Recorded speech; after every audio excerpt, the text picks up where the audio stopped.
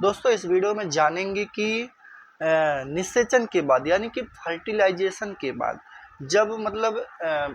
जब एक पुरुष और एक महिला संबंध बनाते हैं और उसके बाद स्पर्म उनके अंदर जब चला जाता है रिलेशन बनाने के बाद, तो जो पूरा बच्चा बनता है वह कैसे बनता है, इस वीडियो में आज हम आपको समझाएंगे। अच्छी जानकारी मिलेगा, शायद आप समझ जाएंगे। बहुत ही स्पेशल वीडियो होने वाली है कि मतलब निषेचन के बाद एक कोशिका से, एक शुक्राणु और अंडाणु से पूरा बच्चा कैसे बनता है, चर्चा करेंगे, आपको बताएंगे अच्छी जानकारी। तो चलिए जानते हैं। दोस्तों मैं बता दूं कि निषेचन यानी कि निषेचन फर्टिलाइजेशन सबसे पहले समझ लेते हैं। फर्टिलाइजेशन होता क्या है, निषेचन होता क्या है। जब एक शुक्राणु और एक अंडाणु का मिलन फैलोपियन ट्यूब में होता है तो वे जुड़कर एक एकल कोशिका बनाते हैं जिसे युग्मनज जो है कहा जाता है, या जाइगोट भी कह सकते हैं। इंग्लिश में युग्मनज को जाइगोट भी कहा जाता है। यही जीवन की पहली इकाई होती है दोस्तों। और दूसरा है कोशिका विभाजन। जी हाँ, कोशिका विभाजन। निषेचन के कुछ ही घंटों बाद वह एक कोशिका तेजी से विभाजित होने लगती है।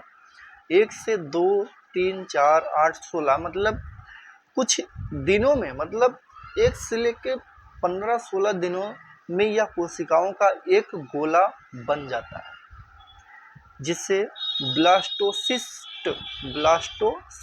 कहते हैं।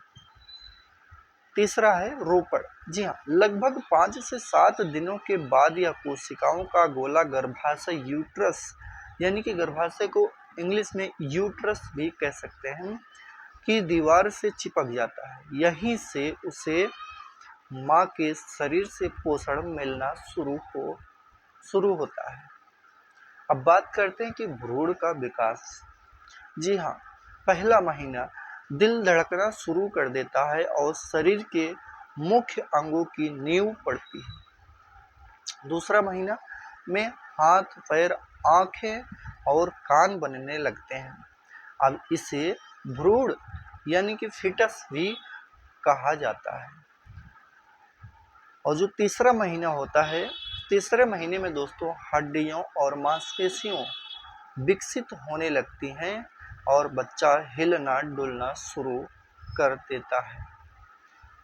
पांचवा है दोस्तों पूर्ण विकास और प्रसाव। दोस्तों अगले 6 महीने यानी कि 6 महीने में शिशु के फेफड़े, मस्तिष्क और अन्य अंग जो पूरी तरह से बन जाते हैं या परिपक्व हो जाते हैं।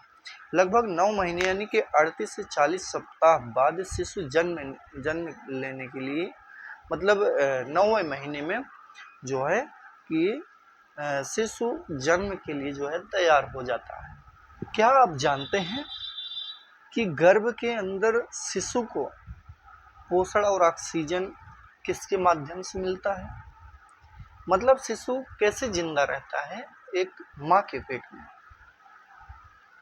इसका कारण है दोस्तों प्लेसेंटा। जी हाँ, प्लेसेंटा के कारण जो है एक गर्भ के अंदर शिशु को पोषण वही प्रदान करता है, ऑक्सीजन वही प्रदान करता है, प्लेसेंटा।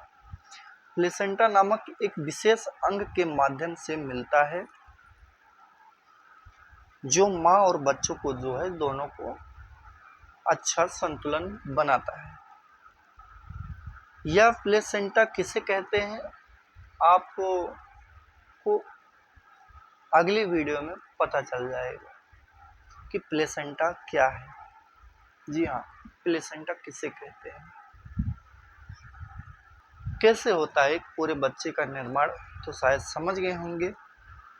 अगर समझ में आया होगा तो कमेंट करना, जो भी कमेंट करना है कमेंट कर देना।